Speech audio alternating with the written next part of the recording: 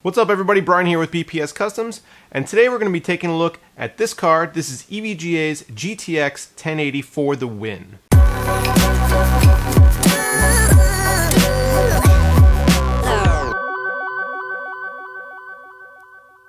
So I've already done a pretty extensive video on the GTX 1080.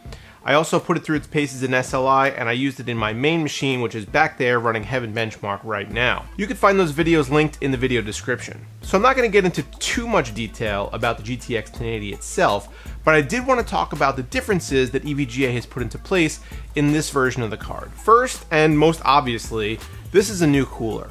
This is EVGA's ACX 3.0 cooler. It's a radically redesigned version of the ACX 2.0, which was used on the 900 series graphics cards. The cooler has 4 protruding copper heat pipes, along with additional 2 inside that connect to different parts of the heatsink. Additionally, the cooler sports twin 100mm dual ball bearing fans, which actually completely shut off when the card is in low power mode for silent operation. Anywhere that you see this honeycomb grill on this card is actually an indicator that there's RGB lighting effects behind it. So as you have the honeycomb effect across the entire width of the card, here, under here, and also here, the whole card could actually be configured to look pretty much however you want it to. EVGA has also beefed up the power delivery on this card, choosing to go with a 10+2 phase design powered by 2 PCIe 8-pin connectors. This will allow it to draw up to 215 watts, which should theoretically allow for better overclocking. And we're going to take a look at that in a minute. The rear I/O has a DVI port, 1 HDMI 2.0 port, and 3 DisplayPort 1.4s. This is pretty standard fare for GTX 1080, and EVGA hasn't changed much here. The back of the card sports a super slick looking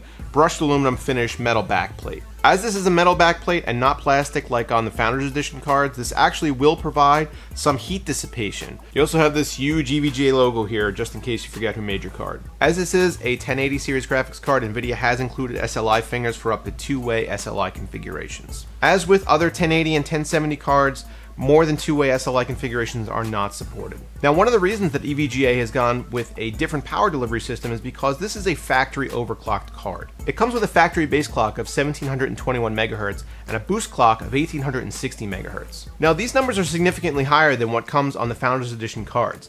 But in my testing, I've actually found that Founders Edition cards both boost higher and overclock better than add-in board partner cards. And unfortunately, we are going to see another example of that with the For the Win card. Now, I don't really have an explanation for that. There is some speculation out there that says that NVIDIA binned some of the chips and kept the good ones for their Founders Edition cards.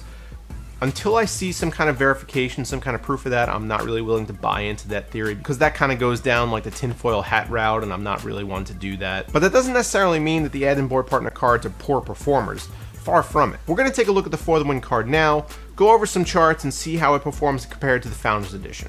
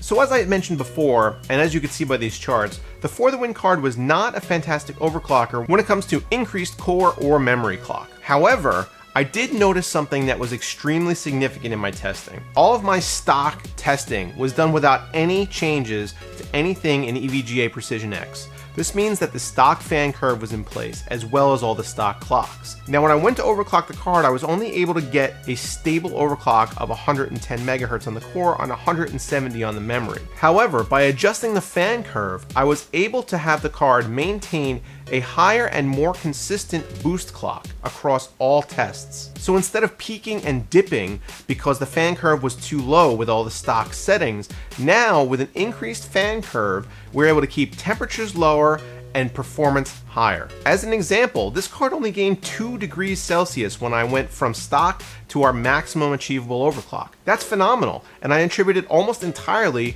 to the fact that I was able to adjust the fans to compensate for the extra heat. Additionally, increasing the power target gave the card a little more flexibility to boost higher, and I think that really contributed to the higher scores as well. So that's it, guys. I really didn't want to get too in depth with this card. It's a GTX 1080. You guys have probably seen a million of them by now, but I definitely recommend the For the Win edition if you could get your hands on it. Unfortunately, it is August and availability is still a huge issue, even though these cards came out months ago now. I guess that means that there is still a huge demand for them. People really aren't satiated yet. So if you could find an EVGA GTX 1080 For the Win edition, pick it up. You won't be disappointed. Overall, the thermals were excellent, especially compared to the Founders Edition cards, and performance was comparable, if not better, in most tests. What do you guys think of the GTX 1080 For the Win edition?